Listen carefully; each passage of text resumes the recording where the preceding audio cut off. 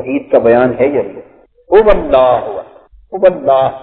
وہ اللہ ہے، وہ توحید کا بیان وہاں سے اللہ سے شروع ہو رہا ہے۔ وہ قل کیا، جس کا معنی ہے محبوب تم فرما دو، یہ کیا ہے، یہ نقطہ سمجھنے کے لائق۔ قل عنوان رسالت، قل عنوان رسالت ہے، اور هو اللہ احد یہ عنوان توحید۔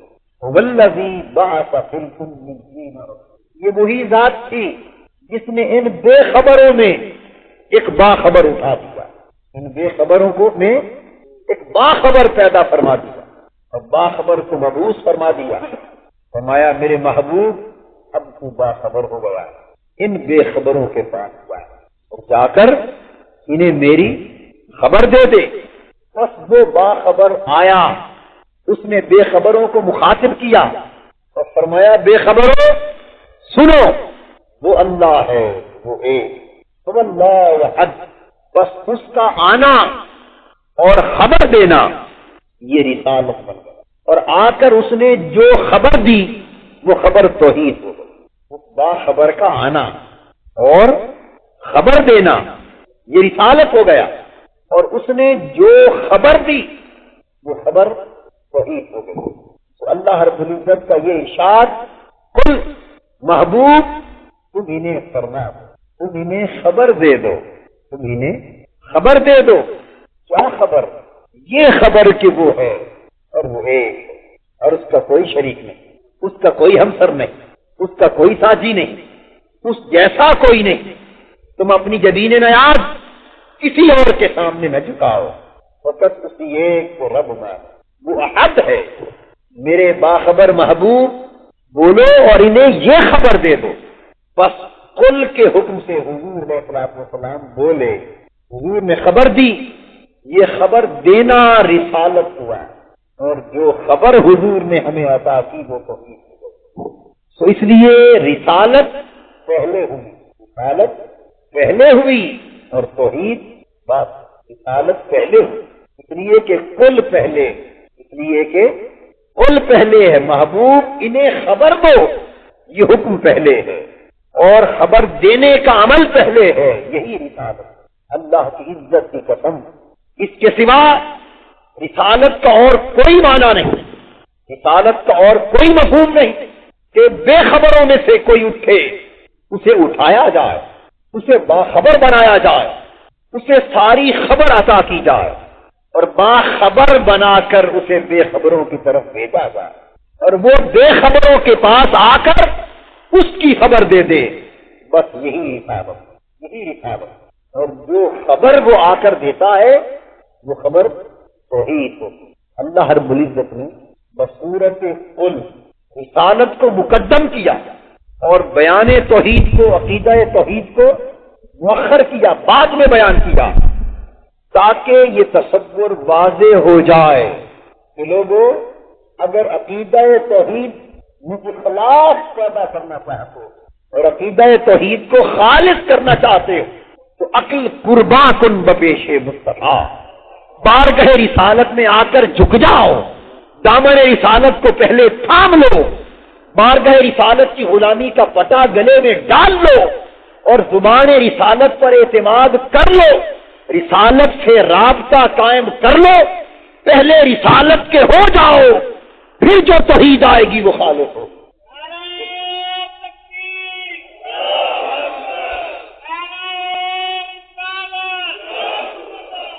پھر جو توحید آئے گی وہ خالص ہوگی، اور واسطہ رسالت کے بغیر اگر توحید تک پہنچنے کی کوشش کرو گے وہ ناخالص ہو، وہ ناخالص ہو۔ تو اخلاص فی التوحید، اخلاص فی التوحید کا معنی یہ ہے کہ بارگاہ رسالت کے توسط سے توحید تک پہنچا جائے، بارگاہ رسالت کے توسط سے توحید کی معرفت حاصل کی جائے، وہ معرفت توحید کی جو بتوسط رسالت نصیب ہوگی وہ ہمیشہ خالص ہوگی، اس میں کوئی ملاوٹ نہیں ہوگی، اور جو واسطہ رسالت کے بغیر توحید کی معرفت کی کوشش کی جائے گی وہ کبھی بھی خالص نہ۔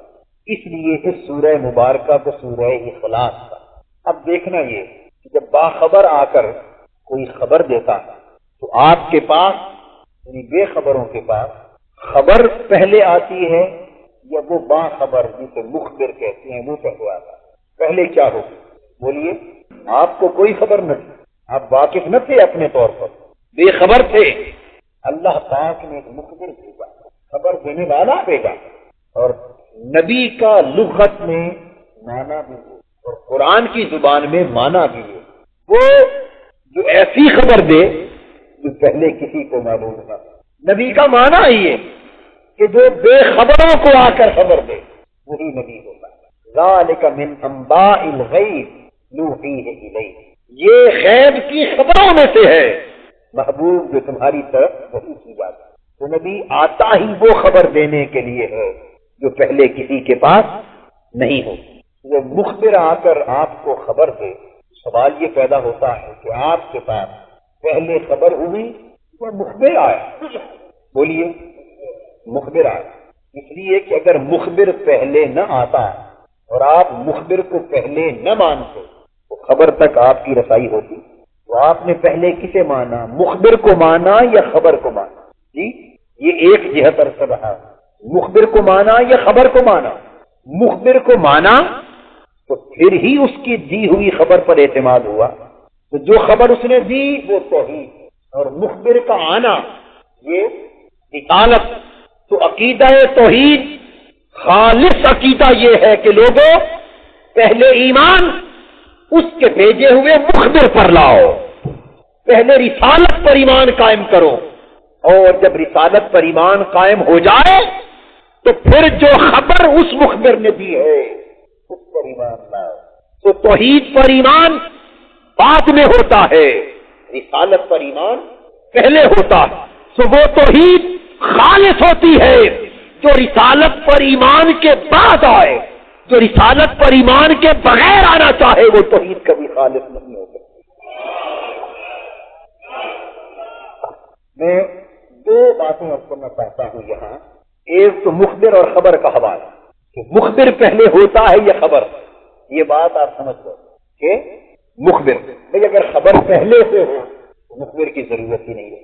اگر خبر پہلے سے ہو تو مخبر کی ضرورت ہو پھر ضرورت ہی نہیں. بھائی مخبر تو آتا ہی اس لیے ہے کہ تمہیں خبر دے تمہیں، تو اس لیے مخبر پہلے ہے خبر بعد میں. اس ترتیب کو کبھی نہ بھولیے. اب اسی حوالے سے دوسری بات، مخبر کہتے ہیں خبر دینے والے کو، اور مخبر عنہ کہتے ہیں جس کی خبر دی. خبر کس کی دی گئی؟ وہ اللہ احد. کس کی دی گئی؟ وہ اللہ ہے، وہ ایک. اس اللہ کی خبر دی گئی. خبر دی گئی اس اللہ کی خبر دی گئی، اور اس اللہ کے ایک ہونے کی خبر دی گئی. خبر دی گئی اللہ کی، تو وہ ذات ہوئی مخبر عنہ، اور خبر دینے والا ہوا رسول صلی اللہ علیہ وآلہ وسلم. رسول صلی اللہ علیہ وآلہ وسلم کہلایا مخبر. اب میں ایک تمثیل سے بات سمجھاتا ہوں. اگر میں آپ سے یہ عرض کروں کہ فلاں صاحب بہت بڑے عالم، بہت بڑے فاضل، اور آپ اس شخص کو پہلے سے جانتے نہ ہو، اب خود اس کے بارے میں آپ کو کوئی واقفیت نہ ہو، فقط میں آپ کو اطلاع کروں، خبر دوں کہ وہ بہت بڑا عالم اور فاضل، اور آپ میرے کہنے سے اور میرے خبر دینے سے اس کو بہت بڑا عالم اور فاضل مان لیں، ماننے لگیں، اس کو ماننے لگیں کہ واقعتاً وہ بہت بڑا عالم اور فاضل. تو میرا سوال یہ ہے کہ آپ نے پہلے مجھے مانا یا اسے مانا؟ بولیے. مقصود اسی کو ماننا ہے، اس میں مغالطہ نہ ہو. مقصود اسی کو ماننا ہے جس کو ماننے کے لیے میں آپ سے کہہ رہا ہوں کہ اسے مان لو، وہ بہت بڑا عالم اور فاضل، اس جیسا کوئی نہیں ہے، وہ یکتا ہے، بے نظیر و بے مثال ہے. جو میں اس کے لیے آپ سے کہہ رہا ہوں مقصود یہی ہے میرے آ کر بتانے کا کہ اس کو مانو.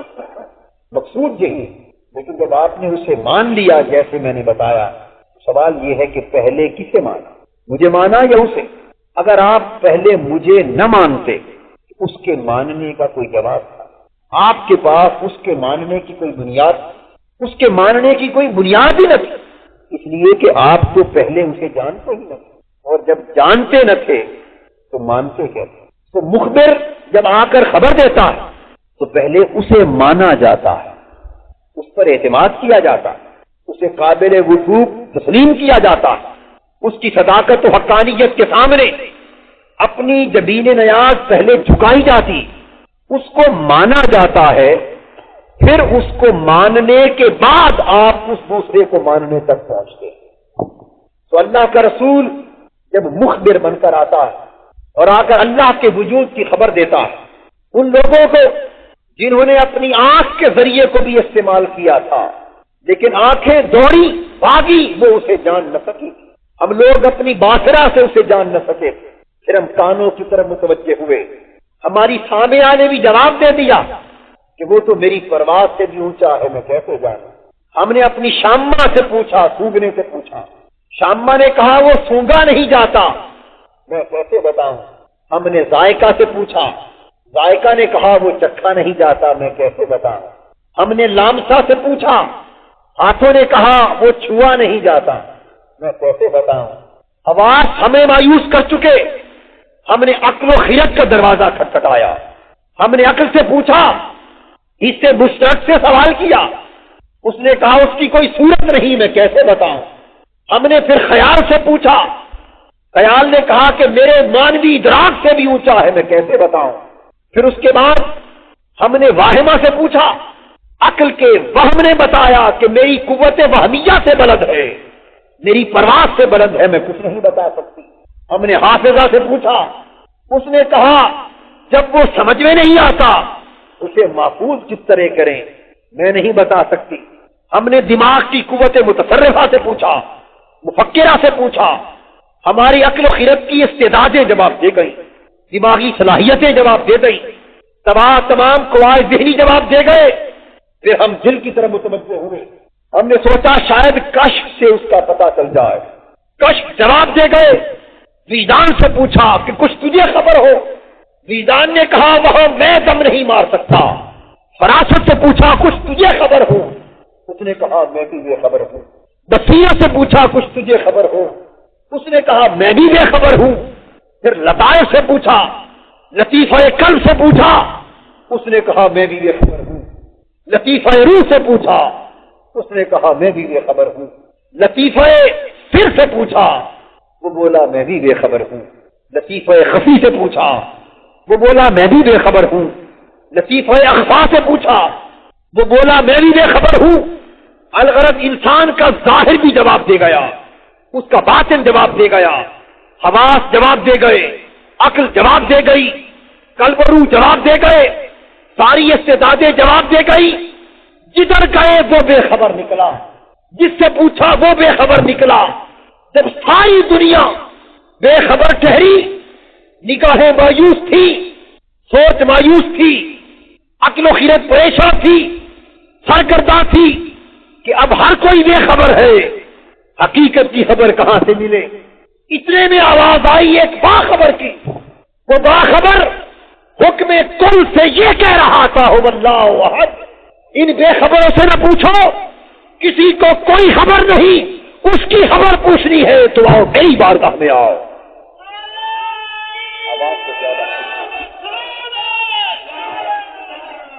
اس کی خبر پوچھنی ہے تو آؤ میری بارگاہ میں آؤ، اس لیے کہ باخبر تو میں ہوں، باخبر تو خبر سب مجھ کو دی گئی ہے، اس لیے میں تمہیں بتا دیتا ہوں، خبر دیتا ہوں کہ وہ ہے۔ تو ہم نے اس باخبر کو مان لیا، اس باخبر کو مان لیا۔ جب اس کو مانا تو پھر ہم اس تک پہنچ گئے، اس کو مانا تو اس تک پہنچ گئے۔ اگر اسے پہلے نہ مانتے تو اس تک پہنچنے کا کوئی سوال نہ تھا۔ تو پہلے کس پر ایمان ہوا؟ رسالت پر۔ پہلے کس پر ایمان لائے؟ رسول پر۔ یہ تسلیم کیا کہ اس کا کوئی بھیجا ہوا ہے۔ اگر یہی انکار ہو جاتا تو اللہ کی معرفت کا کوئی سوال نہ تھا۔ قرآن مجید دو ٹوک فیصلہ کر رہا ہے، ما قدر اللہ حق قدرہ قالوا ما انزل اللہ علی بشر من شیء۔ انہوں نے اللہ کی قدر ہی نہ کی، اللہ کو پہچانا ہی نہیں، اس کو سمجھا ہی نہیں، اس کا اندازہ بھی نہ کر سکے اس کی عظمت کا، اور اللہ کی ناقدری کرتے رہے جب انہوں نے یہ کہا کہ اس نے تو کسی کو بھیجا، اس نے کسی انسان پر اپنی خبر اتاری ہی نہیں. جب تم نے مخبر کا انکار کر دیا تو قرآن کہہ رہا ہے کہ اس آنے والے کا انکار کرنا اس کا انکار نہیں ہے، اس بھیجنے والے کا انکار ہے. ما قدر اللہ حق قدرہ، اس کا انکار کرنا. یہ نہ سمجھتے رہو کہ چلو اسی کا انکار کیا، اس کا اقرار تو سلامت. بھئی جب تم نے اس کا انکار کر دیا تو اب اس کے اقرار کی بات کیا کرتے ہو؟ تمہیں اس کے بغیر اس کی خبر کس طرح ملی؟ اس کے بغیر اس کی معرفت کہاں سے؟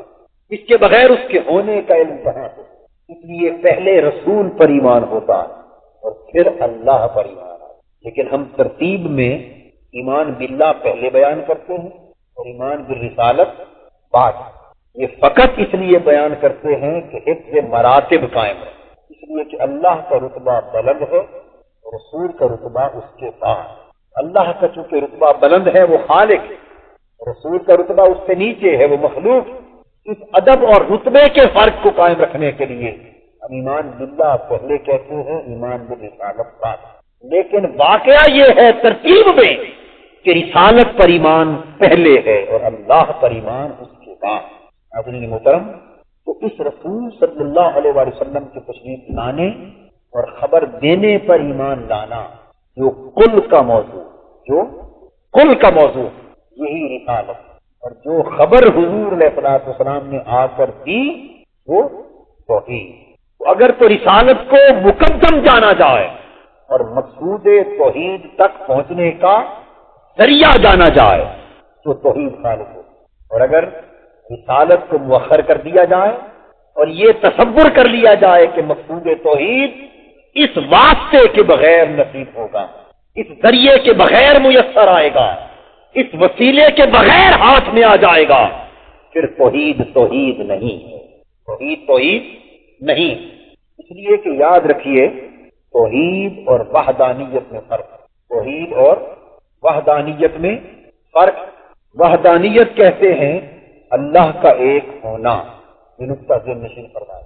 وحدانیت کیا ہے؟ اللہ کا ایک ہونا. اور توحید ہے اللہ کو ایک ماننا. دونوں میں فرق آپ سمجھ گئے. وحدانیت ایک حقیقت اور توحید ایک عقیدہ ہے. وحدانیت وہ حقیقت ہے جس کو ماننا توحید کہلاتا ہے. تو کوئی اسے مانے یا نہ مانے وحدانیت قائم. لیکن جو اس کو ایک نہیں مان رہا اس کا عقیدہ توحید موجود نہیں. تو وحدانیت اس کے ایک ہونے کو کہتے ہیں اور توحید اسے ایک ماننے کو کہتے ہیں. تو وحدانیت تو اس کی ازل سے ابد تک ہے، وہ کسی کے ماننے یا نہ ماننے کی نہ محتاج ہے نہ محتاج ہو سکتی. وحدانیت ایک حقیقت مطلقہ ہے، لیکن توحید ہے ایک ماننا. اور مانا تب جاتا ہے جب پہلے کوئی خبر ہو. مانا تب جاتا ہے کہ جب کوئی آ کر منوائے. جب کوئی آ کر منوائے، خبر دے، باخبر آ کر خبر دے، تو پھر ماننے کا سوال پیدا ہوتا ہے. تو دوستو، وحدانیت توحید نہیں، یہ تو اپنی جگہ موجود ہے. اور وحدانیت کے قائم رہنے کے لیے آپ کا موجود ہونا بھی ضروری نہیں، اور آپ کے ماننے اور نہ ماننے سے وحدانیت کا کوئی تعلق نہیں. آپ کا تعلق وحدانیت سے نہیں، توحید سے ہے. عقیدہ آپ کا وحدانیت نہیں بلکہ توحید ہے. اور توحید اس وقت تک وجود میں نہیں آ سکتی جب تک خبر دینے والے کو پہلے مانا نہ جائے، اور خبر دینے والا رسول ہے. اس لیے قرآن مجید نے کل کو مقدم کر کے هو اللہ احد پر یہ تصور واضح فرما دیا کہ توحید کا وجود ہی ممکن نہیں جب تک پہلے رسالت نہ ہو.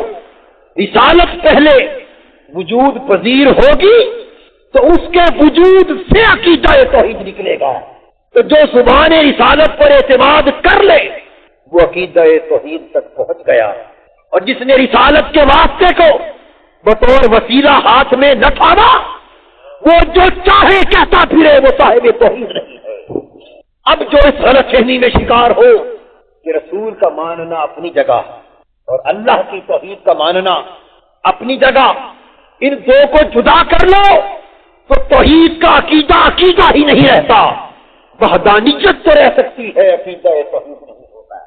اور عقیدہ توحید کے بغیر ماننا ایمان نہیں ہوتا. ایمان تب متحقق ہوتا ہے جب پہلے جبینے دہلیز مصطفیٰ پر جھک جائے، پہلے سر تسلیم بارگاہ رسالت میں جھک جائے، اور آپ کے تسلیم و نیاز کے سارے رشتے بارگاہ رسالت و نبوت میں سر بسجود ہو جائے. تسلیم و نیاز کے رشتے جب آپ زبان نبوت پر اعتماد کر لیں اور ایمان کی رسالت کی غلامی کا پٹا گلے میں ڈال لیں، رسول کے ہو جائے تو خدا کی توحید ملتی ہے، اور رسول کے واسطے وسیلہ سے کٹ جائے تو عمر بھر ٹھوکریں کھاتے پھرو، توحید نصیب نہیں ہو سکتی. واسطہ رسالت کے بغیر جسے توحید سمجھتے ہیں ہم، وہ توحید نہیں وحدانیت ہے، اور وحدانیت اس کی شان ہے، وہ ہمارا عقیدہ. وحدانیت اس کی شان ہے، ہمارا عقیدہ توحید. اس کو ایک ماننا، اور کوئی منوانے والا آئے اسے مانے تو پھر وہ بھی ایک مانا جاتا ہے. اس لیے اللہ جل مجدہ نے فرمایا الرحمن فاسأل بہ خبیر. وہ رحمان، وہ رحمتوں والا رب، اگر اس کی شان کو جاننا چاہتے ہو کہ وہ کیسا ہے، اس کی شانیں کیا ہیں، اس کی عظمتیں کیا ہیں، اگر رحمان کی معرفت چاہتے ہو تو فاسأل بہ خبیرا، جاؤ کسی باخبر سے. قرآن کہہ رہا ہے جاؤ کسی فاسأل بہ خبیرا، جاؤ کسی باخبر سے پوچھو. ارے بے خبرو، جب تک باخبر کے پاس نہ جاؤ گے رحمان کی خبر نہ ملے گی. نہیں فرمایا فاسأل بہ علیما، یہ نہیں فرمایا کہ عالم سے پوچھو، یہ نہیں فرمایا کہ عالم سے پوچھو، کہ عالم کے علم میں تو قسم کا دخل ہوتا ہے. عالم کا علم کتابوں سے آتا ہے، عالم کا علم مدرسوں سے آتا ہے، اساتذہ سے آتا ہے، مشاہدے سے آتا ہے، تکرار و مباحثے سے آتا ہے. عالم کے علم تو دنیا سے آتا ہے، اور دنیا کے علم سے اس کی خبر نہیں ملتی. اس لیے اگر رحمان کو جاننا چاہتے ہو تو عالم کے پاس نہیں، بہی خبیرہ کسی باخبر کے پاس. اور باخبر وہ ہے کہ جس کے آنے کی، کہ جو اللہ کی بارگاہ سے خبر لے کر آیا. اور یہ شان رسول کے خلاف ہوا. اللہ جل مجدہ توحید کے عقیدے کے لیے مقدم قرار دیا اس شرط کو، ایمان رسالت پر ہوا. تو رسالت کا تعلق، رسالت کا واسطہ، رسالت کا رابطہ اور رسالت کا وسیلہ، یہ شرط لازم ہو گیا عقیدہ توحید کے. اگر آپ چاہیں رسالت کے بغیر اسے ایک مان لیں، پہلے سے وحدانیت ایک ہونا. اب آپ چاہیں کہ ہم اس کو ایک مانتے، ایک ماننے کو ہی توحید کہتے ہیں. آپ چاہیں کہ رسالت کو ہم واسطہ نہیں مانتے لیکن اسے ایک مانتے ہیں، یہ شاید توحید بن جائے. نہیں، اس کو اللہ پاک یا کفر قرار دیتے ہیں یا منافقت قرار دیتے ہیں. وہ رسالت کے واسطے کے بغیر اپنے ایک مانے جانے کو بھی منافقت ہے. یہ اس کا قاعدہ کلیہ. اس کو سمجھنے کی ضرورت اس لیے ہے آج کے دور میں کہ آج دیکھیے دوستو، ایمان کے دو پر، ایک پر ہے لا الہ الا اللہ، ایک پر ہے محمد رسول. ایک پر توحید کا، ایک پر رسالت کا. توحید کا پر اعتقاد کا پر، مقصود کا پر ہے. رسالت کا پر اس تک لے جانے والا پر. اور اس وقت میں سمجھتا ہوں کہ امت اس سوال کا شکار ہے. اس کا سبب یہ کہ یہ رسالت کا راستہ بھول گئی، یہ رسالت کا راستہ بھول گئی، یہ رسالت کا واسطہ اس کے ہاتھوں سے چھوٹ گیا.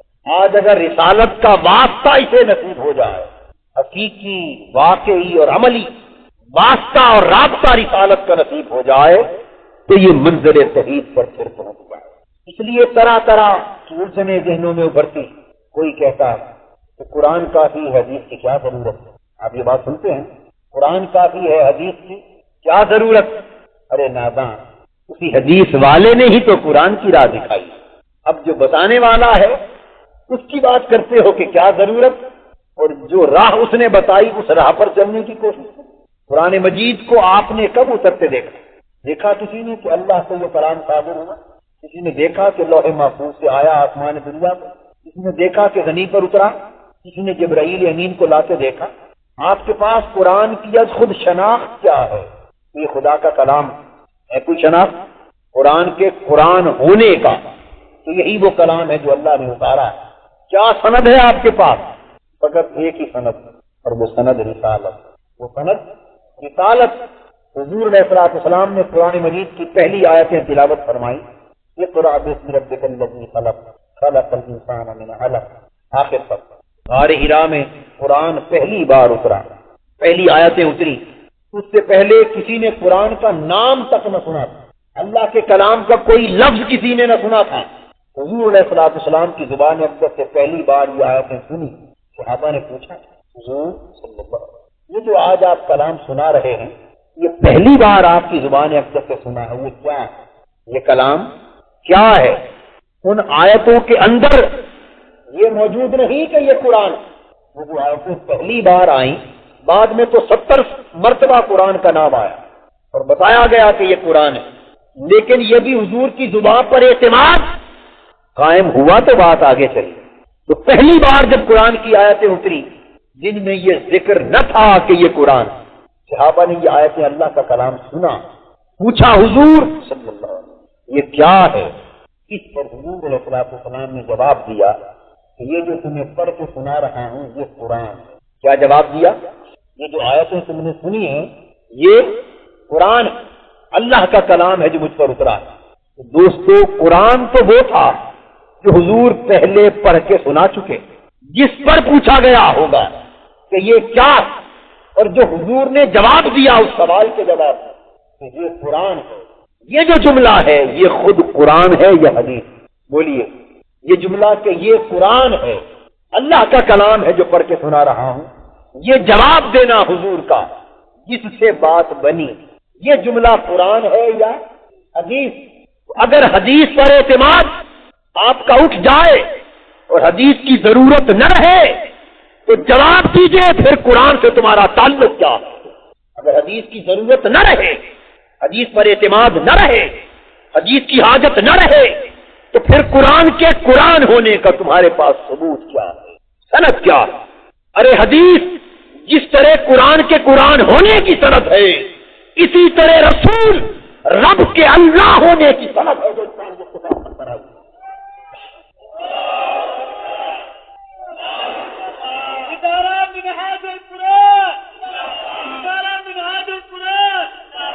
جس طرح حدیث سے قرآن کی خبر ملی، زبان نبوت سے کلام الہی کی خبر ملی، اسی طرح وجود نبوت سے وجود الہی کی خبر ملی، وجود نبوت سے وجود الہی کی خبر ملی۔ یہ قرآن مجید نے کہا کہ جب حضور علیہ السلام نے سب سے پہلی مرتبہ اللہ کے ہونے کا اعلان فرمایا، میں رسول بن کر آیا ہوں، ان بتوں کو چھوڑ دو، صرف ایک اللہ کو مانو، تو حضور علیہ السلام سے اللہ کے ہونے پر دلیل مانگی گئی۔ اللہ کے ہونے پر کس چیز پر دلیل مانگی گئی؟ کہ اللہ ہے، وہ ایک اللہ ہے، اس ایک اللہ کے ہونے پر دلیل مانگی گئی۔ حضور علیہ السلام نے اپنے رب کریم کی طرف دیکھا کہ باری تعالیٰ تیرے ہونے پر دلیل مانگ۔ وہ ذات چاہتی اس وقت بھی چاند کے ٹکڑے کر کے اپنے ہونے کو ثابت کر دے، غروب سورج کو پلٹا کر اپنے ہونے کو ثابت کر دیتی، مردوں کو جلا کر اپنے ہونے کو ثابت کر دیتی۔ وہ خارجی معجزات اور خارجی قرائن و شواہد سے اپنا ہونا ثابت کر سکتی ہوتا ہے، لیکن نہیں، ایسا نہیں کیا۔ حضور نے پوچھا، باری تعالیٰ یہ لوگ سوال کرتے اور تیرے ہونے پر دلیل مانگتے، رب ذوالجلال نے کیا فرمایا؟ محبوب میرے ہونے پر اپنے ہونے کو دلیل پیش کر دو، میرے ہونے پر اپنا ہونا دلیل پیش کر دو۔ اللہ، یہ سمجھنے کی کوشش کریں کہ رسالت و توحید کا تعلق کیا ہے۔ آپ ٹکڑے کر کر کے دو گھر جدا کرتے پھرتے، دو گھر جدا کرتے پھرتے اور ایسی توحید بیان کرتے ہیں جس کا رسالت سے تعلق نہیں، یا رسالت کو وہ تصور سمجھتے ہیں شاید جس کا توحید سے تعلق نہیں۔ اور آپ نے اسلام کو یوں بانٹ رکھا ہے کہ توحید کی بات ہوتی ہے تو تمہیں لذت نہیں آتی، اور رسالت کی بات ہوتی ہے تو انہیں لذت نہیں آتی۔ افسوس، سب افسوس، آپ کہاں سے کہاں پڑے گا۔ ناراض نہ ہو، میں حق کی بات کر رہا ہوں اور حق کڑوا ہوتا ہے، حق کڑوا ہوتا ہے، بات کھری ہے، آپ مانے یا نہ مانے، واقعہ یہی ہے، رسالت کی عظمت پر سر سننے والوں، عشق رسالت مآب صلی اللہ علیہ وسلم پر وجد کرنے والوں، اپنے گریبانوں میں جھانک کر دیکھو، میں سچ کہہ رہا ہوں یہ نہیں کہ توحید کی بات ہوتی ہے تو تمہیں لذت نہیں آتی، اور توحید کے نغمے الاپنے والوں سوچو گریبان میں جھانک کر، عظمت رسالت کی بات ہوتی ہے تو تمہارے چہرے پر مسکراہٹ، کسی کا تعلق توحید سے ٹوٹا جا رہا ہے عملاً، کسی کا تعلق رسالت سے ٹوٹا جا رہا ہے۔ بات یہ سمجھنے والی ہے کہ توحید اور رسالت کا تعلق کیا ہے، تعلق کیا ہے؟ رسالت کے وسیلے کا دامن تھامے بغیر عمر بھر ٹکریں مارتے پھرو، قرآن پڑھ پڑھ کے سناتے پھرو، ہزار لاکھوں کتابیں لکھتے پھرو، توحید کے دعوے کرتے پھرو، جب تک دامن رسالت کا وسیلہ آپ کے ہاتھ میں نہیں، تمہاری توحید سے کوئی نسبت نہیں۔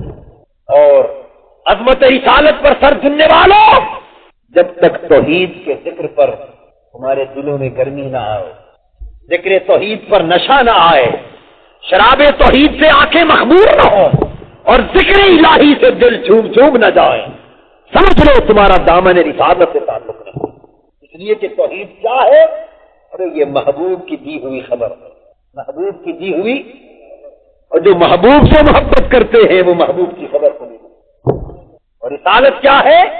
اللہ کا بھیجا ہوا وہ خبر۔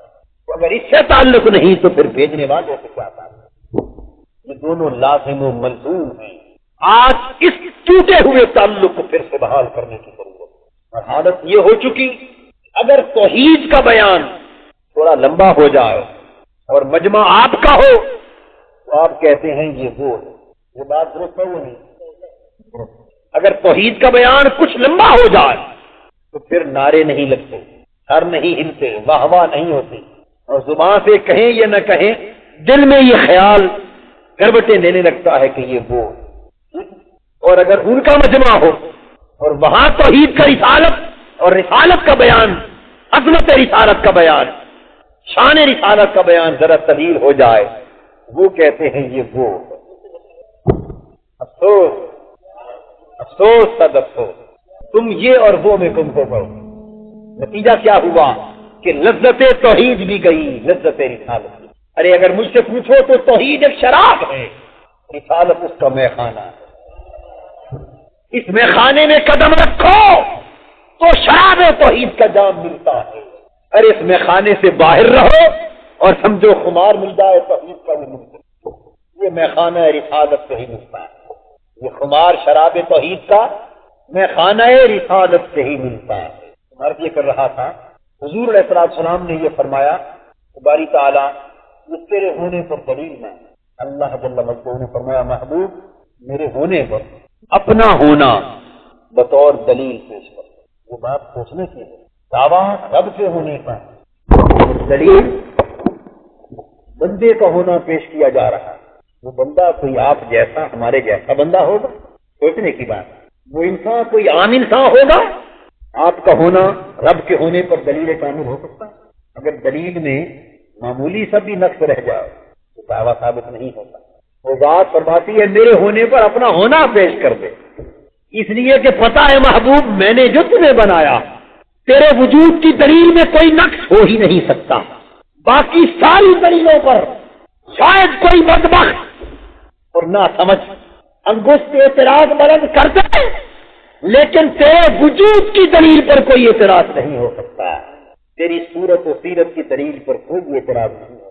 فقد لبثت فیکم عمرا من قبلہ افلا تعقلون، میں نے پوری زندگی، بھرپور زندگی تمہارے اندر بسر کی، اس میں اللہ کے ہونے پر اپنی سیرت اور اپنی زندگی کو بطور دلیل پیش کرتا۔ افلا تعقلون، سوچ لو، قرید لو، عقل سے کام لو۔ اگر میری کتاب زندگی کے کسی ورق پر اور کتاب زندگی کی کسی سطر پر اور میرے عرصہ حیات کے کسی لمحے پر، کسی لحظے پر تمہاری انگشت اعتراض اٹھ جائے تو میری زندگی میں کوئی جھول نظر آئے، کوئی کجی نظر آ جائے، کوئی کمی نظر آ جائے، کہیں کوئی نقص نظر آ جائے، کوئی عیب نظر آ جائے، کوئی خطا نظر آ جائے، کوئی بہکنا نظر آ جائے، کہیں ایسی جگہ نظر آ جائے جہاں انگلی رکھی جا سکے، تو رب کی عزت کی قسم اگر مجھ میں نقص دیکھ لو تو رب کا ہونا انکار کر دینا۔ رب کے ہونے کا انکار کر دینا، اور اگر میرے ہاں کوئی عیب نظر نہ آئے تو پھر اسے بھی بے عیب نہ۔ اب قابل توجہ ہے یہ بات کہ حضور علیہ الصلوۃ والسلام اپنی جس زندگی کو اللہ کی توحید، اس کی وحدانیت اور اس کے ہونے پر بطور دلیل پیش فرما رہے ہیں، وہ زندگی بے شک سے پہلے کی تھی یا بعد؟ بولیے۔ بہت سے جدید تعلیم یافتہ افراد ناسمجھی میں ایسا سوچنے لگتے ہیں اور ایسا کہنے لگتے ہیں کہ شاید بے شک اور اعلان نبوت کے بعد کی زندگی تو بالکل صحیح تھی، لیکن پہلے کی زندگی پر ان کا یہ خیال ہو جاتا ہے کہ شاید کہیں بہتاوا ہوا، معاذ اللہ، شاید کہیں غلطی ہو گئی، پہلے کی زندگی میں شاید راہ حق سے باخبر نہ تھے، معاذ اللہ شاید کہیں بھٹکتے رہے۔ یہ گمان بے شک سے پہلے کی زندگی کی نسبت ہو جاتا۔ تو میں یہی سوال کرتا کہ جس زندگی کو اللہ کے ہونے کی دلیل کے طور پر پیش کیا جا رہا ہے، وہ زندگی بے شک کے بعد کی ہے یا 40 برس پہلے کی؟ اگر پہلے کی 40 برس کی پوری زندگی کسی اعتبار سے کوئی جھول ہوتا، اس پوری زندگی کو اللہ کے ہونے کی دلیل کے طور پر پیش کیا جاتا۔ یہ تصور ہی غلط ہے۔ سمجھ لیجیے، آپ میں اہل علم بھی ہیں، کتابیں پڑھنے والے بھی، تصورات کو سمجھنے والے بھی، اگر پہلے کی زندگی میں کسی قسم کا کوئی جھول نظر آ جائے، آپ کو تو 1400 سال بعد کتابوں سے خبر ملے گی یا نہ ملے گی، لیکن جن کے سامنے وہ زندگی پیش کی جا رہی ہے وہ دشمن اعظم رضی اللہ تعالیٰ عنہ کی روایت اور امام حاکم مستدرک میں روایت کرتے ہیں، حضرت عمر بن الخطاب رضی اللہ تعالیٰ عنہ، سیدنا فاروق اعظم نے فرمایا کہ جب آدم علیہ السلام کو زمین پر اتار دیا گیا جنت سے، آپ روتے رہے اور آپ نے ایک روز اللہ سے معافی مانگی۔ جب معافی مانگی اور توبہ کی تو معافی یوں مانگی، عرض کیا اللہم انی اسألک بجاہ محمد، عرض کی اللہم اغفر لی بمحمد، اے اللہ میں تجھ سے حضرت محمد کے نام پر سوال کرتا ہوں۔ حضرت آدم علیہ السلام، اے اللہ مجھے حضرت محمد کے نام پر معاف فرما۔ اللہ سیدنا فاروق اعظم رضی اللہ تعالیٰ عنہ روایت کر رہے ہیں حدیث کی، آپ فرماتے ہیں کہ اللہ پاک نے پوچھا، اے آدم کیف عرفت محمدا اذا لم اخلق، اے آدم تو نے میرے پیارے محبوب محمد کو کیسے پہچان لیا، کیسے جان لیا، ان کا نام کیسے لیا جبکہ میں نے تو ابھی تک انہیں پیدا بھی نہیں کیا؟ وہ تو آخری نبی ہیں، آپ کی پشت میں سے سلسلہ بشریت کے آخری نبی ہو کر مبعوث ہوں گے، تو میں نے تو ابھی ان کو دنیا بشریت میں، دنیا انسانیت میں ابھی پیدا نہیں فرمایا، تو اے آدم تو نے پہچان کیسے لیا اور میرے محبوب اس کو جان کیسے لیا؟ سیدنا فاروق اعظم رضی اللہ تعالیٰ عنہ پھر روایت کرتے ہیں کہ حضرت آدم علیہ السلام نے جواب دیا، عرض کیا باری تعالیٰ اذا خلقتنی بیدک ونفخت روحک فی ورفعت راسی الی العرش فرأیت قوائم العرش مکتوب علیہا لا الہ الا اللہ محمد رسول اللہ، عرض کیا باری تعالیٰ جس دن آپ نے مجھے اپنے ہاتھ سے پیدا فرمایا تھا اور پھر اپنی روح میرے اندر پھونکی تھی اور میرے تن میں جان آ گئی تھی، اور میں نے پہلی بار جب سر اٹھایا تھا تو جب سر اٹھایا تو میری نگاہیں عرش کے پایوں پر پڑی، قوائم الارض پر میری نگاہ پڑی، تو فرمایا عرض کیا باری تعالیٰ تیری عزت کی قسم، جو ہی میری نگاہ عرش کے پائے پر پڑی میں نے ہر جگہ یہ لکھا ہوا پایا عرش کے پایوں پر لا الہ الا اللہ محمد رسول اللہ۔ میں اس دن سمجھ گیا تھا کہ یہ کوئی تیرا بڑا ہی پیارا ہے جس کے نام کو اپنے نام کے ساتھ ملا کر لکھا ہے، اذا ذکرت ذکرت معی، جہاں میرا ذکر ہوگا یار کا ذکر ساتھ ہوگا، اور ساتھ بھی اس طرح ہوگا دو کا ذکر ہو تو درمیان میں اور لگاتے ہیں،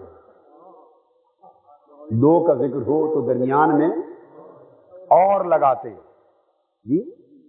مثلا اگر گجرانوالہ کے مثلا دو آدمی اگر دو کا ذکر کرنا ہو, کہا جائے حافظ عبد الوحید صاحب اور مولانا ابو داؤد صادق صاحب, اگر دو کا ذکر کرنا ہو, ان دو دوستوں کا ذکر کرنا ہو, تو میں دو جملے بولتا ہوں, آپ بتائیے کون سا صحیح ہے کون سا غلط ہے. پہلا جملہ ہے حافظ عبد الوحید صاحب اور مولانا ابو داؤد صادق صاحب, حافظ عبد الوحید صاحب اور مولانا ابو داؤد صادق صاحب کھانا کھا رہے ہیں. جملہ سن لیا. اب دوسرا جملہ سنیے, حافظ عبد الوحید صاحب مولانا ابو داؤد صادق صاحب کھانا کھا رہے ہیں. کون سا درست ہے اور دوسرا کیوں غلط ہے؟ اور نہیں لگایا. بھائی آپ کہیں گے دو آدمی ہیں تو دو آدمیوں کے لیے درمیان میں اور آنا چاہیے, دو کے لیے اور, جہاں دو ہو وہاں اور آنا چاہیے, اور جہاں اور درمیان میں نہ ہو اور کوما بھی نہ ہو تو مطلب یہ ہے کہ یہاں دوئی نہیں ہے. اس لیے آپ نے کہا کہ یہ آدمی تو دو تھے تو اور نہیں لگا تو جملہ غلط ہو گیا. اللہ اور محمد صلی اللہ علیہ وسلم دو ہیں یا ایک؟ دو ہیں. وہ خدا ہے, یہ مصطفیٰ ہے. وہ خالق ہیں, یہ مخلوق ہیں. وہ رب ہیں, یہ مربوب ہیں. وہ معبود ہیں, یہ عبد ہیں. وہ مرسل ہیں, یہ مرسل ہیں. دو ہیں, خالق و مخلوق ہیں. تو یوں چاہیے تھا لا الہ الا اللہ و محمد الرسول اللہ, اللہ کے سوا کوئی معبود نہیں اور محمد اللہ کے سچے رسول ہیں. قاعدے کی روح سے یوں ہی چاہیے تھا, مگر اللہ پاک نے جو ہمیں کلمہ عطا کیا اور جو عرش پہ لکھا اس میں اور نکال دیا. اگر ہم اور لگا دیں تو کافر ہو جائیں, ہم اور لگا دیں تو کافر ہو جائیں. اور کے لگنے سے دوئی بنتی ہے اور کے ہٹانے سے دوئی ختم ہوتی ہے. واو نہ لگایا, فرمایا محبوب اذا ذکرت ذکرت معی, میرے محبوب آپ تیرے اپنے نام کو تیرے نام سے ملا دیا, تیرے ذکر کو اپنے ذکر سے ملا دیا. اور سید قطب مصر کے دور جدید کے مفسر وہ کہتے ہیں جعلت اسمک مقرونا باسم اللہ, اے حبیب تیرے نام کو اللہ نے اپنے نام کے ساتھ نفی کر دیا ہے, متصل کر دیا ہے. یوں کہ اللہ اور محمد دو کی بات ہوتی ہے مگر وہ درمیان میں اور لگانا گوارا نہیں کرتا, اس لیے کہ اگر اور لگ گیا تو دوئی ہو گئی. وہ کہتا ہے کہ رہیں بھی دو مگر دو کہے بھی کوئی نہ.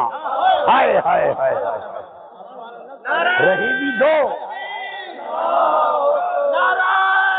ہائے ہائے ہائے. ذرا آپ غور کریں, وہ چاہتا ہے واؤ ہٹا کر اور ہٹا کر, کہتا ہے رہیں بھی دو مگر دو کہے بھی کوئی نہ. تم ذات خدا سے نہ جدا ہو نہ خدا ہو, اللہ ہی کو معلوم ہے کیا جانیے کیا ہو. دو بھی رہیں اور دو کہے بھی کوئی نہ. ایک کہے ایک کہے ایک کہے ایک کہے ایک کہے ایک کہے, جیڑا ہک کو ڈو کر جانے او کافر تے مشرک ہے. وہ کافر تھے مشرک.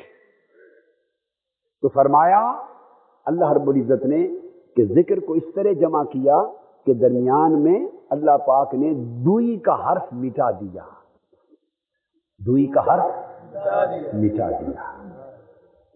اور ایک مقام پر قرآن مجید نے اسی تصور کو اجاگر کرنے کے لیے اللہ اور رسول دونوں کے لیے ضمیر واحد کی استعمال کی. فرمایا واللہ ورسولہ احق ان یرضوہ, اور اللہ اور اس کا رسول حقدار ہیں کہ اسے راضی کیا جائے. پھر توجہ طلب ہے یہ جملہ, میں جملہ بولتا ہوں بتائیے درست ہے یا غلط. یعنی مولانا غلام مصطفیٰ شاہ صاحب اور مفتی عبد اللطیف صاحب حقدار ہیں کہ انہیں مطمئن کیا جائے، یہ جملہ۔ اور دوسرا جملہ ہے مولانا غلام مصطفیٰ شاہ صاحب اور مفتی عبداللطیف قادری صاحب حقدار ہیں کہ اسے راضی کیا جائے۔ پہلا صحیح ہے یا دوسرا؟ کیوں دوسرا غلط کیوں ہے؟ آپ کہیں گے کہ دو کی بات ہوئی ہے، جب دو ہو تو انہیں کہتے ہیں، اسے کب کہتے ہیں؟ جب ایک کی بات۔ ضمیر واحد کی تب لگتی ہے جب بات بھی ایک کی ہو، بات دو کی ہو تو ضمیر تثنیہ کی ہوتی ہے، دو کی۔ ایک ہو تو اسے کہیں گے، دو ہو تو انہیں کہیں گے۔ اب یہ بات ذہن میں رکھ لیں۔ اب آئیے قرآن مجید کی طرف۔ اللہ پاک فرماتے ہیں واللہ ورسولہ، اللہ اور اس کا رسول۔ ایک کی بات ہے یا دو کی؟ دو کی۔ اللہ کی اور اللہ کے رسول کی دو کی بات ہے۔ تو چاہیے یہ تھا کہ کہا جاتا واللہ ورسولہ احق ان یرضوہما، اللہ اور اس کا رسول حقدار ہیں کہ انہیں راضی کیا جائے، یوں ہی چاہیے تھا نا۔ مگر قرآن یہ نہیں کہتا، قرآن انہیں کر کے نہیں بیان کرتا، قرآن کہتا اللہ اور اس کا رسول حقدار ہیں ان یرضوہ، کہ اسے راضی کیا جائے۔ باری تعالیٰ بات تو دو کی ہے، تو یہاں تو ہما لگنا تھا، انہیں کہا جانا چاہیے تھا دو کی بات، اور اسے راضی کیا جائے ضمیر واحد کی۔ وجہ کیا ہے؟ رب جواب دیتا ہے وجہ یہ ہے کہ ذاتیں دو ہیں مگر رضا ایک ہے، ذاتیں دو ہیں مگر نسبت ایک ہے، ذاتیں دو ہیں مگر حرمت ایک ہے، ذاتیں دو ہیں مگر جہت اور سمت ایک ہے۔ بے شک خدا خدا ہے، مصطفیٰ مصطفیٰ ہے، ذاتیں تو دو ہیں مگر دونوں کی رضا ایک ہے۔ جس نے مصطفیٰ کو راضی کر لیا اس نے خدا کو راضی کر لیا۔ خدا کی رضا مصطفیٰ کی رضا سے جدا نہیں، تو خدا کا در مصطفیٰ کے در سے جدا نہیں، اور خدا کا گھر مصطفیٰ کے گھر سے جدا نہیں، اور خدا کی عطا مصطفیٰ کی عطا سے جدا نہیں، خدا کی سخا مصطفیٰ کی سخا سے جدا نہیں، خدا کی بارگاہ کی حرمت حرمت بارگاہ مصطفیٰ سے جدا نہیں، خدا کی محبت محبت مصطفیٰ سے جدا نہیں، خدا کی قربت قربت مصطفیٰ سے جدا نہیں۔ سنو گو سنو، جو مصطفیٰ کا ہو گیا وہ خدا کا ہو گیا، اور جو مصطفیٰ کا نہ ہو سکا وہ عمر بھر کعبے کے طواف کرتا پھرے، جو مصطفیٰ کا نہ ہو سکا وہ خدا کا نہ ہو سکا۔ نعرہ تکبیر، نعرہ رسالت، دین حق کا ہے ولی، فرمایا باری تعالیٰ، فرمایا میرے فرمایا میں نے ہمیشہ محبوب کا ذکر اپنے ذکر کے ساتھ کیا ہے، محبوب کا نام اپنے نام کے ساتھ لیا ہے۔ پھر حضرت کہ اسلام دین رحمت ہے، اب اس کا لفظ اللہ کے لغوی اشتقاق اور اس لغوی معنی کے ساتھ جو ربط بنتا ہے وہ یہ کہ 8 مادہ ہے اشتقاق بیان کیے گئے ہیں لفظ اللہ اور لفظ الہ کے۔ ایک تو الہ ہے جس کا معنی عبادت کرنا، اس کی وجہ سے الہ کا معنی بن گیا ہے معبود جس کی عبادت کی جائے۔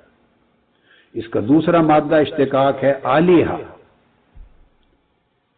اس کا معنی ہے تحیر اور درماندگی، کسی کی عظمت، کسی کا حسن و جمال، کسی کا کمال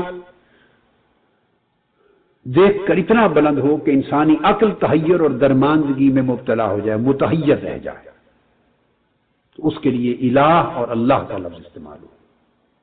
یہاں ایک بات میں عرض کر دوں کہ 8 مادہ اشتقاق میں بالکل اختصار سے بیان کروں گا، مگر ایک چیز جو جس وجہ سے میں نے یہ سبجیکٹ چنا کہ 8 مادہ اشتقاق اختصار سے بیان کروں، اس کی وجہ یہ ہے یہ سمجھانا کہ 8 کے 8 جو مادے ہیں بیان کیے گئے ہیں لفظ الہ اور لفظ اللہ کے، جہاں سے تصور الوہیت اور اللہ کا تصور اور الہ کا تصور اسلام میں وجود پذیر ہوتا ہے، ان 8 کے 8 مادوں کے الگ الگ معنی ہیں، اور ہر معنی جو اس مادہ میں پایا جاتا ہے صاف ظاہر ہے وہی معنی اس الہ کے لفظ کا ہوگا. اس مادہ سے اگر اس الہ کو مشتق تصور کریں گے تو الہ کا معنی وہی ہوگا اور وہی معنی اللہ کا بنے گا، لفظ اللہ کا.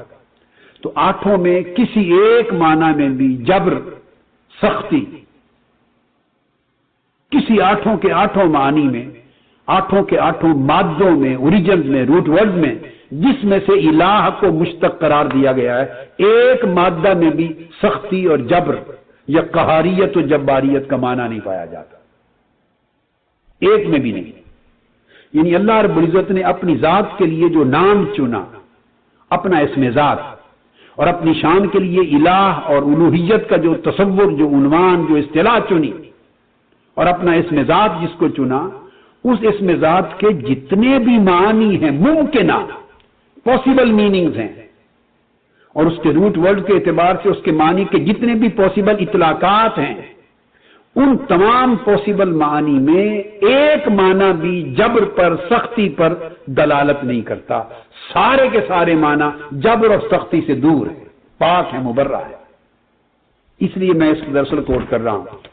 تو جب لفظ الہ کی بات کی الہ سے تو اس کا معنی بنا معبود.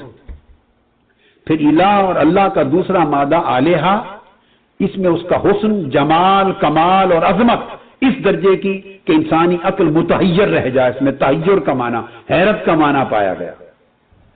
تو دیکھا آپ نے کہ یہ بھی سختی کے تصور سے پاک رہا. تیسرا مادہ اشتقاق، اس کا الہ ایک اور ہے، اس کا معنی ہے سکون پانا.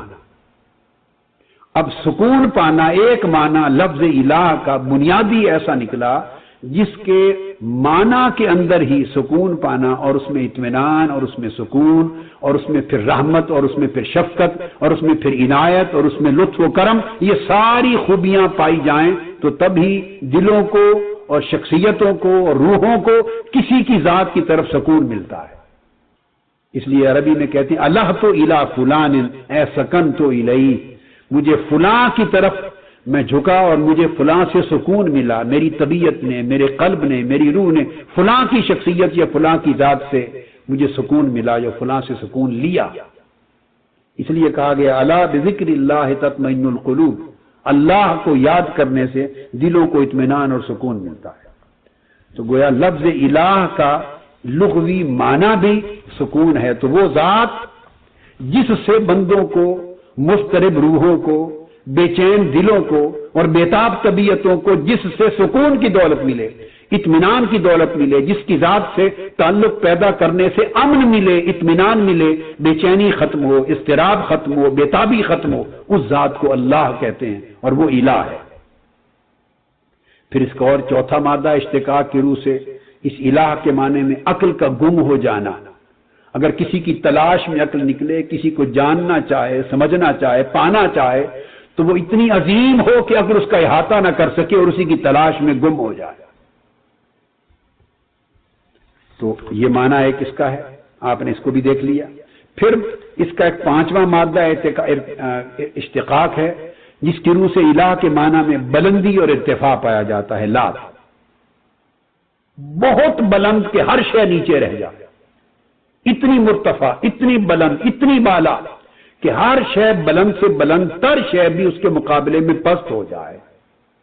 تو اس میں بلندی کا اشارہ ہے، جس کو قرآن مجید پہ جا بجا کہتا ہے سبحان ربک رب العزت عما یصفون، تیرا رب جو عزت والا ان ساری باتوں سے پاک و بلند ہے.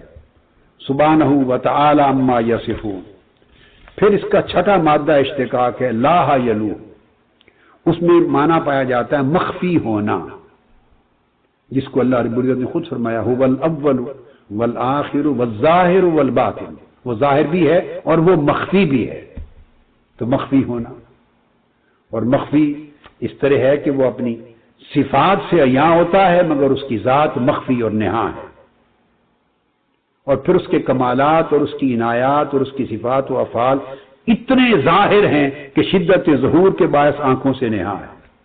پھر وہ اتنا قریب ہے کہ انتہائی قرب کے باعث نظروں سے نہاں ہے. جو بہت قریب آنکھوں کے اوپر آ جائے تو وہ بھی دکھائی نہیں دیتا. پھر آنکھوں کی حس اس قابل نہیں کہ اس کا ادراک کر سکے، دیکھ سکے، تو یہ معنی پائے جاتے ہیں چھٹے مادہ اشتقاق کی روح سے۔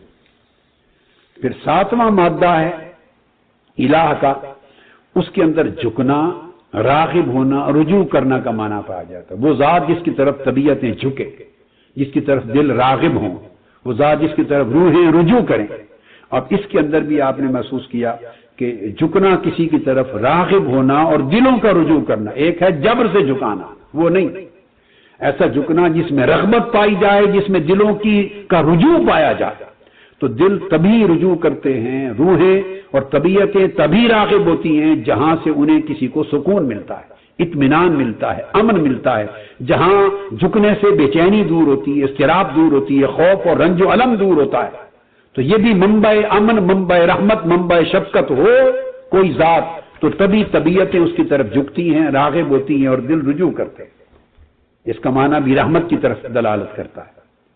آٹھواں مادہ اشتقاق جو اسی لفظ الہ کا ہے، اس میں پناہ دینے کا معنی پایا جاتا ہے، پناہ دینا۔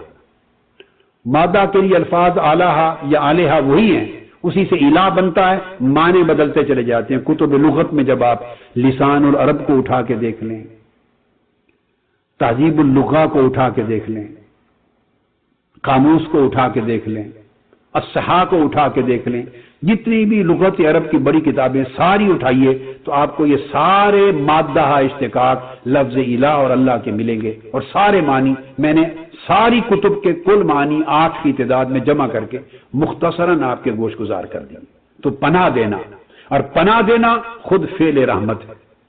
قرآن مجید نے کہا گیا وَهُوَ يُجِيرُ وَلَا يُجَارُ عَلَيْهِ، اور وہ پناہ دیتا ہے اور اس کے خلاف کوئی پناہ نہیں دی جا سکتی، تو وہ پناہ دینے والا ہے۔ تو پناہ وہی دیتا ہے جو سراسر رحمت ہو، کیونکہ پناہ دینا یہ عمل رحمت کے بغیر نہیں ہوتا۔ ایک شخص خوف زدہ ہے، پریشان حال ہے، دکھی ہے، اس کو دہشت زدہ ہے، وحشت زدہ ہے، اس کو پناہ دینے کا عمل، اس کو اپنے دامن رحمت میں لے لینا، اس کو امن اور سکون عطا کر دینا، اس کو پریشانی، اضطراب اور بے چینی سے محفوظ کر لینا۔ تو آپ نے دیکھا کہ 8 معنی ہیں لغوی لفظ الہ اور لفظ اللہ کے، 8 میں سے 3 معنی خالصتاً رحمت پہ دلالت کرتے ہیں، شفقت پر، امن پر، سکون پر، محبت پر، عنایت پر، لطف و کرم پر دلالت کرتے ہیں، اور 5 معنی ایسے ہیں یا اس کی عظمت پر، یا اس کی حسن و جمال پر، یا اس کی بلندی پر، یا اس کے معبود ہونے پر دلالت کرتے ہیں۔ ایک معنی اشارتاً بھی سختی، عذاب یا گرفت کی طرف، اس میں ذات کا لغوی معنی اس طرف اشارہ نہیں کرتا۔ تو اللہ رب العزت نے اپنی ذات کے لیے جو نام چنا، جسے اسم ذات کہا، جیسے آقا علیہ الصلوۃ والسلام اپنے محبوب کے لیے اللہ تبارک و تعالیٰ نے اسم ذات چنا محمد صلی اللہ علیہ وآلہ وسلم۔ باقی 99 اسماء مبارکہ ہیں آقا علیہ السلام کے، اور ویسے اس سے زیادہ 1000 تک اسماء نبوی صلی اللہ علیہ وسلم بھی گنوائے گئے ہیں، مگر معروف جو ہر شخص جانتا ہے 99 اسماء الہیہ، 99 اسماء محمدی صلی اللہ علیہ وسلم۔ تو اسماء کثیر ہیں، سارے اسماء مختلف صفتوں پہ دلالت کرتے ہیں، مگر ان میں سے ایک نام اللہ نے اپنی ذات کے لیے چنا جس کو اسم ذات کہا، وہ اللہ ہے۔ ایک نام حضور علیہ الصلوۃ والسلام کے لیے، 2 نام اپنے محبوب کے لیے چنے اسم ذات، محمد اور احمد۔ آسمانوں پر اس دنیا میں نزول سے، بعثت سے، ولادت سے قبل احمد تھا، زمین پر آئے تو محمد۔ تو یہ اسم ذات ہوتا ہے جس سے ذات کی شناخت ہوتی ہے۔ تو لفظ اللہ سے ذات کی معرفت ملتی ہے، اسماء صفات سے اس کی صفتوں کی پہچان ہوتی ہے۔ تو وہ لفظ جو اللہ رب العزت نے اپنا ذاتی نام چنا اور اپنی ذات کا نام رکھا اللہ، اس کے کم و بیش 8 لغوی معنی بنتے ہیں، اور 8 میں سے 3 معنی تو سارے رحمت پہ دلالت کرتے ہیں، شفقت پر، امن اور سکون پر، محبت پر، پیار پر۔ 5 معنی ایسے ہیں کہ جو کسی نہ کسی شکل میں ان کے ساتھ مطابقت رکھتے ہیں، موافقت رکھتے ہیں، رحمت اور عنایت اور شفقت کے تصور کے ساتھ، مگر کسی ایک معنی کا بالواسطہ دور کا بھی اشارہ اس کے عذاب دینے کی خوبی، گرفت کرنے کی خوبی، مواخذہ کرنا اللہ رب العزت کا، کسی کو سزا دینا، دوزخ میں ڈالنا، یہ جو اعمال و افعال ہیں ان میں سے اللہ رب العزت نے کوئی ایک صفت بھی اپنے اسم میں ذات کے معنی میں نہیں رکھی، تاکہ بنیادی طور پہ یہ تصور اجاگر ہو جائے کہ وہ ذات اصلاً چشمہ رحمت ہے، اصلاً چشمہ امن ہے، اصلاً چشمہ محبت ہے، اصلاً چشمہ عنایت ہے، اصلاً چشمہ لطف و کرم ہے۔